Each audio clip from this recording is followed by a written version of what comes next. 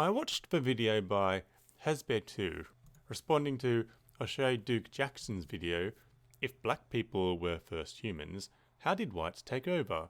I found it really thought-provoking and maybe not how it was intended. The premise of the original video was to question, or attempt to explain, how race has determined how certain sections of humanity are inferior or superior to others. Hasbe talks about how Europeans are destructive and indigenous peoples live harmoniously with nature. Oshay talks about Europeans utilizing natural resources and creating technological innovation, and because natives in the past didn't exploit these resources, that they were inherently stupid. Hasbe brings up the point that these advanced societies of the past crumbled.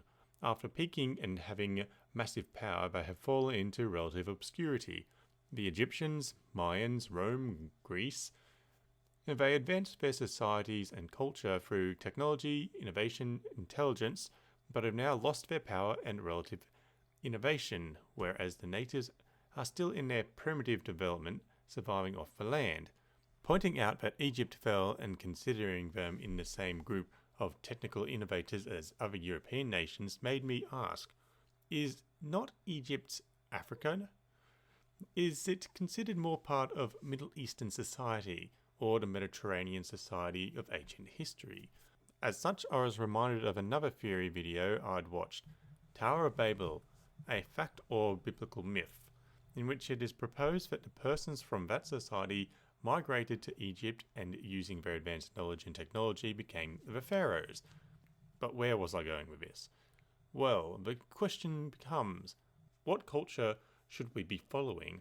Intellectual innovation, which has caused all these political and cultural philosophies like capitalism and communism, which has caused all this destruction of the earth, while at the same time pushing humanity ahead, or the traditional native cultures, they're taking only what they need from the land and conserving and preserving in their own ways.